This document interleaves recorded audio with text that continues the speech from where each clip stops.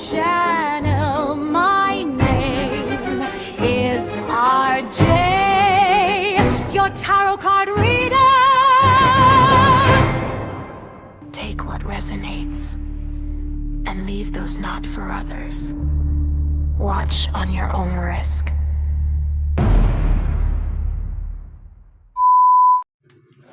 Capricorn, magandang umaga po sa ating lahat. Good morning, good morning, good morning. Kung hindi nyo naman po umaga napapanood o napapakinggan ang ating reading, ikaw po'y binabati ko ng magandang tanghali, magandang hapon at magandang gabi. Tayo po ay mag-collective. Okay, let's do our collective. Punuin lang natin yung ating mga crystal sa ating table. Okay. Yung fire, earth, air, and then water. Punuin lang natin yan, my dear. And then, kuha tayo ng oracle card. Tingnan natin, my dear Capricorn, what is going on sa area of your responsibility.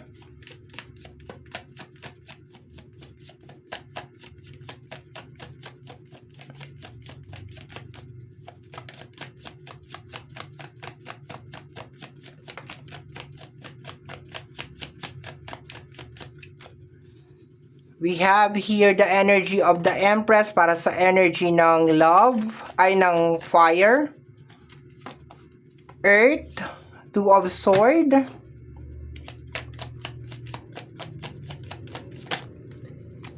Air, the World card. Water, the Two of Pentacles. Clarification, Knight of Wands. The Magician. Okay, parang stuck yung energy, my dear. Lalo na sa energy ng Earth. Stuck yung energy. Okay, Earth energy, my dear, is may kinalaman sa material world. Okay, anything na may kinalaman sa material. Okay, makamundo na energy. Earth sign. Okay, Pentacles, pera. And hindi siya maganda because nabablock ng Two of Swords si Magician. Okay? Sa energy ng fire, may gusto kang malaman over here. Like possible na may kinalaman sa love. Like nagkakandak ka ng investigation. You have this very, very fiery na energy, my dear Capricorn. Okay? Like hanggang hindi mo nalalaman kung ano tong gusto mong malaman, like you will be stuck. We have here the energy of the Two of Wands. Ganon din sa energy ng iyong mind, which is energy ng air. Like hindi mo matapos-tapos o hindi ka makapag-proceed. Okay, angel number 222, Two of Swords, Two of Wands, Two of Pentacles. Okay, let me see. We have here the energy of the Ace of Cups sa energy ng emotion. Oh, parang meron ka pang gustong ayusin dito, my dear. Like, hindi, alam mo yung typical, my dear, na pakiramdam na hindi ako titigil hanggang hindi ko nalalaman yung sagot. Something like that. Or hindi ako hihinto hanggang, like, you are searching for a, parang naghihintay ka ng go signal galing sa akin or sa somebody na, okay, Capricorn, malaya ka na. Parang ganun. Inahawakan ka sa liig. Something like that. Because there's a tendency na merong nangyari na hindi mo ma-release. Like, nandun, nai-stuck ka, hindi ka makapag new beginnings, hindi mo mangyari yung world card, okay? May mga iniisip ka, may mga gusto kang gawin na hindi mo nagagawa-gawa, okay? Because of, nandun ka sa point, my dear, na mayroon pang mga questions sa energy ng fire na energy, my dear, sa action na hindi mo talaga maintindihan. You're stuck. Okay? Kuha tayo ng energy sa oracle. stuck yung energy niya.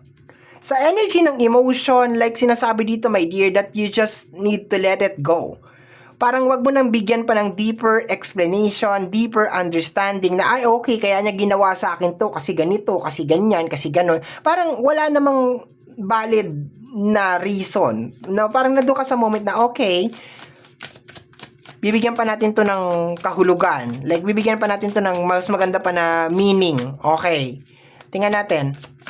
Stuck ka, my dear. You're stuck. Hindi ka makaalis sa anino ng tao na to kung sino man ito. Okay? Possible na itong tao na to nakakapag-move on na to or malayo na yung napuntahan, ikaw nandiyan ka pa rin. Let me see, my dear. Let me see oracle card. Pahingi po kami ng oracle card para kay Capricorn. Okay? We have 2 cards over here. The bedtime story. Connection. Imagination. Comfort. Okay? Compression and restoration. Okay.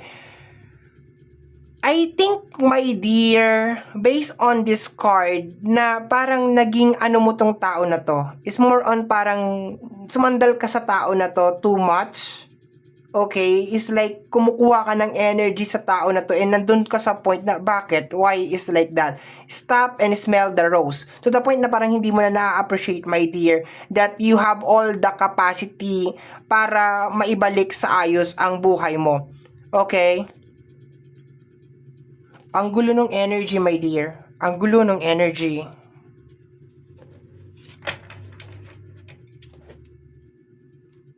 Masyado ka na-stuck sa kanya. Okay, masyado ka na-stuck sa kanya, my dear. Imagination. You keep on creating this image on your head na paano pag hindi ganito, paano pag hindi ganyan. To the point na parang hindi mo na-accept na eto na nga talaga siya eh. You just need to make a decision, my dear. 'Di ba? Hindi ka makaalis-alis dyan sa lugar na yan, my dear, kasi nai-stuck ka sa kanya. Kung sino man tong tao na to, my dear, nai-stuck ka sa kanya. Okay? Like, you wish, my dear, na maayos pa kung ano yung meron sa inyo. Like maayos pa kung ano man yan. We have your energy of trigger. Okay? Like, masyado kang naapektuhan. Okay? Emotional reaction. Okay? Facing the past hurt. My dear, hindi to maganda. It's not good. It's not good. It's not good. It's not good. Kasi dapat wala ka na dito. Dapat wala ka na dito, my dear. Nangyari na ang nangyari. Although sabihin natin, yes, masaya ka sa feeling nung tao na yun. Yes, doon ka humuhugot ng lakas. Pero, like, wala tayong magagawa, my dear, kung nag-separate kayo ng way. Remember, may blockage ka sa usapin ng material over here. So, denial ka. You are still denial, my dear, na hindi kayo mag-work, na hindi kayo compatible. Nai-stuck ka sa anino niya, my dear. Okay? See? Shadow work. Facing your hidden fears. Exploring exploring darker emotion. Okay? Accepting the imperfection. Meet your darker self. Sabihin na lang natin, my dear, na wag natin masyadong isisi sa kanya. Sabihin na lang natin meron din tayong nagawa. No, meron din tayong naging part kung bakit nagkaganon yung connection ninyo. Okay? Why you're still trigger? Bakit natitrigger ka pa rin every time? Hindi pwede to, my dear. Mai-stuck ka ng mai-stuck. Paano kung sinasadya niya yan? Paano kung sinasadya niya, my dear? Kasi alam niyang apektado ka pa rin hanggang sa ngayon. 'Di ba? Paano kung alam niya? Okay, magpo-post ako sa social media kasi alam ko makikita ni Capricorn. Alam ko mabubwisit siya. Paano? Okay, paano kung ganito yung senaryo? Okay, magpo-post ako sa social media kasi alam ko na pag nag-post ako sa social media, masisira yung araw ni Capricorn. Alam ko na pag nag-post ako sa social media or pag nakita niya ako, iikot na naman sa akin yung mundo niya. Paano if you're dealing with a person na narcissist? Hanggang kailan ka mai-stuck dito sa sitwasyon na to? Hanggang kailan mako-covered yung yung mga bagay na dapat nandoon yung energy mo, nasa maling energy, my dear, yung energy mo. And itong tao na to dapat, ano mo na to, kinakat mo na to. Because ang nangyayari dito, my dear, is this person is triggering your dark side. Hindi mo namamalayan kasi possible na itong tao na to is like, inuungkat niya ng inuungkat yung dark side mo, my dear. Okay? You need to let go, my dear. You just need to release this one, my dear. There is no nonsense, my dear, na sabihin mo, sana mag-apology ka sa akin, sana humingi ka ng tawad sa akin, sana makipag-ayos ka sa akin, sana, hayaan mo siya. And learn how to stop over here. Learn how to stop and smell the roses. Learn how to appreciate kung ano yung mga bagay na meron ka ngayon. Wag mo siyang gawing mundo. Wag mong gawing mundo yung tao lang. Tao lang yan, my dear. Wag mong paikutin yung mundo mo sa kanya. Mabuhay ka, my dear. Explore the world. 'Di ba? Explore the world. I-unfriend, i-block mo, i-unfriend mo. 'Di ba? Kung ano yung mga, putulin mo yung connection mo sa tao na to kasi bakit? Shadow work. You need to do, ano ba yung nadudulot niya sa'yo, my dear? Ano ba yung nagiging better person ka ba pag nakiisip mo ba tong tao na to? Natutuwa ba yung puso mo o nagiging demonyo ka? Okay? Iwasan natin yung mga tao na gano'n, na natitrigger tayo, na natitrigger. 'Di ba? You are being triggered. Alam mo, ang lakas ng pakiramdam ko, sinasadya niya, my dear, na i-trigger ka ng i-trigger. Kasi alam niya eh. Alam niya, my dear, na lahat ng ginagawa niya, maaapektuhan ka. Okay, so paano to? Baka hinihintay nga lang nito, atakihin ka sa puso eh. 'Di ba? So, cut this person, my dear. Move forward. Angel number 222. Sa energy ng air, World card and the Two of Wands, yung isip mo, my dear, need to close. Sa Major Arcana, my dear, World card is the completion. You need to close it. You need to move forward, my dear Capricorn. Tama na yan. 'Di ba? Tama na. Cut mo na yan. Let's forgive. Okay, patawarin na lang natin yung tao na yun and then mag-move forward na tayo. Tanggalin na natin yung galit. Okay? I-practice natin, my dear Capricorn, na pag nakikita natin siya, okay na tayo.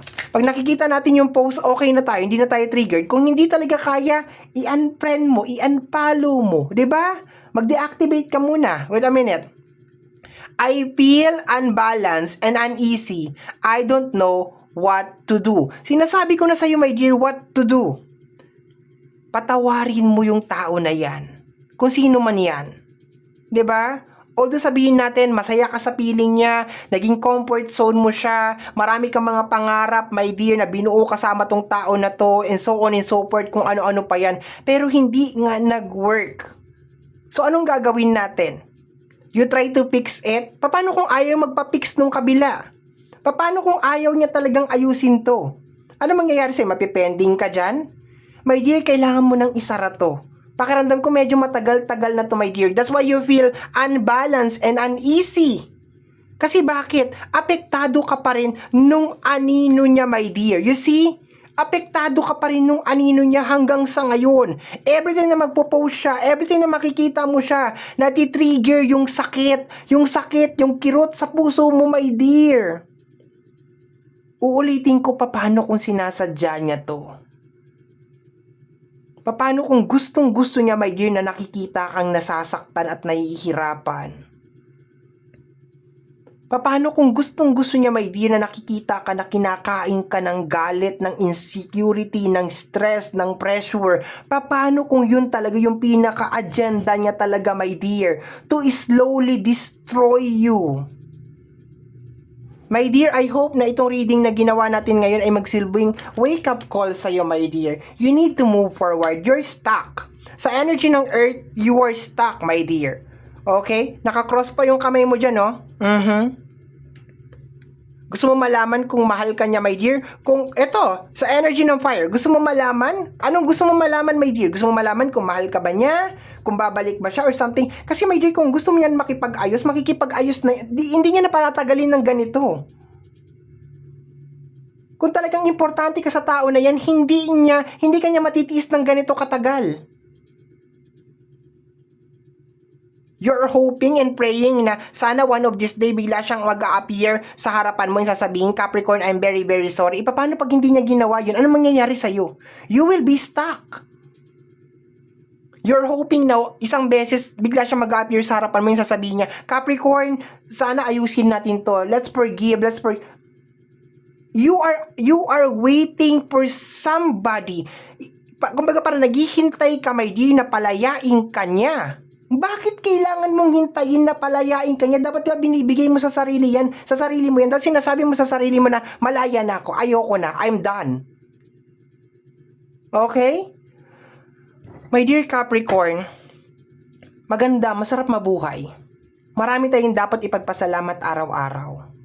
Ngayon kung hindi nag-work yung connection, it really doesn't matter kung sa loob ng pamilya, sa loob ng relationship, o sa loob ng friendship, 'di ba? Family, friends, and relationship. Let it go. Let it go, my dear. Kasi merong mga connection, my dear, na nangyayari because of yung tinatawag na karmic connection. Nagkita lang kayo, my dear, para meron kayong matutunan sa bawat isa, pero hindi ibig sabihin magsasama talaga kayo forever. And we need to accept it. Na meron mga tao na seasonal lang. Na nagkita lang kayo kasi meron lang kayong dapat matutunan sa bawat isa, but eventually, you will go separate way. And dapat by this time, my dear, you already decided na okay, mag-move forward ka na at ayaw mo na ma-stuck dito sa sitwasyon na ito. Okay? So, my dear Capricorn, yan po ang nasagap natin na message energy para sa araw na ito. Okay? This reading is timeless, my dear. So, kung anong araw, anong taon, okay, magre-resonate sa ito, my dear, hanapin ka ng reading na ito, okay? So, kagaya po ng lagi ko nasasabi at lagi ko nasasambit, ang tanging hiling at dasal ko lamang po sa ating buong may kapal na mga readings na ginagawa ko ay nakakatulong po sana sa ating lahat. Maraming salamat po. Thank you, my dear. Take care of yourself. Bye-bye. Thank you, my dear Capricorn.